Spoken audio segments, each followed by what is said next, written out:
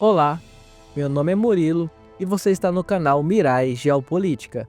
No vídeo de hoje, a gente vai entender uma situação curiosa. Você já se perguntou como um lugar tão cobiçado como a Índia conseguiu resistir a tantos impérios poderosos ao longo do tempo? Um território cheio de recursos, com milhões de habitantes e cultura milenar, que viveu invasões e tentativas de dominação por séculos, mas que de alguma forma nunca foi totalmente dominado? Como isso é possível? Vamos entender quem tentou e por que todos falharam. Quando a gente fala em conquista, é impossível não lembrar de Alexandre o Grande. O cara cruzou metade do mundo conhecido, venceu os persas, chegou até o atual Paquistão e sim, também tentou invadir a Índia. Em 326 a.C., ele enfrentou o rei Poros na famosa Batalha do Hidaspe, uma luta épica, no meio da chuva e de lama, que ele venceu com muito custo. Mas sabe o que aconteceu depois?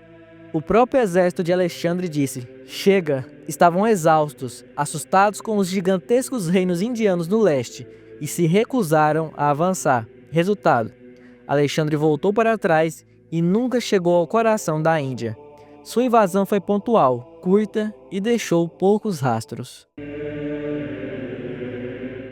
No século VIII, Gengis Khan era um nome que causava pesadelos na Ásia. Ele já tinha devastado a China e a Pérsia, e podia ter seguido em direção à Índia, mas nunca a invadiu de fato. Mais tarde, no século XIV, um descendente de Genghis, chamado Tamerlão, invadiu o norte da Índia, saqueou Delhi e causou destruição. Mas assim como Alexandre, não ficou por muito tempo. Era impossível manter o controle de uma região tão grande, diversa e cheia de resistência. A partir do século VIII, uma série de califados e sultanatos muçulmanos começou a pressionar a Índia. O mais famoso deles foi o Sultanato de Delhi, que durou mais de 300 anos e controlou boa parte do norte da Índia. Mas o império que realmente marcou foi o Império Mogol, criado por Babur no século XVI. Eles construíram cidades, palácios e deixaram marcas que existem até hoje, como o Taj Mahal. Só que, mesmo no auge, o império nunca conseguiu controlar todo o território indiano, com vários reinos hindus ainda de pé. A cultura hindu nunca desapareceu, nem mesmo os mogóis, que chegaram mais longe do que qualquer outro império, conseguiram apagar essa identidade. Talvez o domínio estrangeiro mais longo tenha sido o dos britânicos. Primeiro vieram como comerciantes. Depois, com a queda do Império Mogol, passaram a controlar regiões cada vez maiores. Em 1858, após uma revolta conhecida como a Revolta dos Cipais, a coroa britânica assumiu o controle direto da Índia, criando o famoso Raj britânico. Durante quase 90 anos, os britânicos governaram boa parte da Índia, mas nunca a dominaram completamente, nem militarmente, nem culturalmente. A população resistia, a religião também persistia. E no fim, a independência foi conquistada na marra, com revoltas, boicotes e a liderança de figuras como Mahatma Gandhi, que mobilizou a sociedade com desobediência civil pacífica e se tornou um símbolo global. Antes dos britânicos virarem donos de boa parte da Índia, os portugueses e os franceses também tentaram conquistar o espaço. Os portugueses tomaram Goa em 1510 e ficaram por lá até o século XX. Mas mesmo assim, o controle deles era limitado às regiões costeiras, e sua presença foi muitas vezes contestada por reinos locais. Já os franceses tentaram avançar mais, principalmente no sul da Índia, mas acabaram derrotados pelos britânicos nas guerras carnáticas. O que restou foram alguns enclaves comerciais e portos, nada que representasse uma dominação real do território. Como a gente acabou de analisar, a Índia já foi alvo de várias tentativas de conquista. Alguns impérios até conseguiram controlar partes importantes do país, mas todos esbarraram no mesmo problema: a Índia é simplesmente indomável. E aí a gente se pergunta por quê? O que fazia esse lugar ser tão resistente a qualquer domínio total?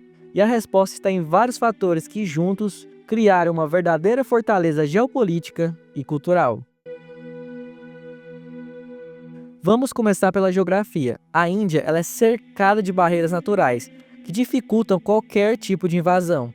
Ao norte, tem o Himalaia, a maior cadeia de montanhas do mundo. Um obstáculo natural tão difícil que impediu até os exércitos mais brutais de passar por ele. Nem Genghis Khan tentou atravessar aquilo com seu exército. Ao oeste, o deserto de Thar, seco, escaldante e traiçoeiro. Nada fácil de atravessar com tropas.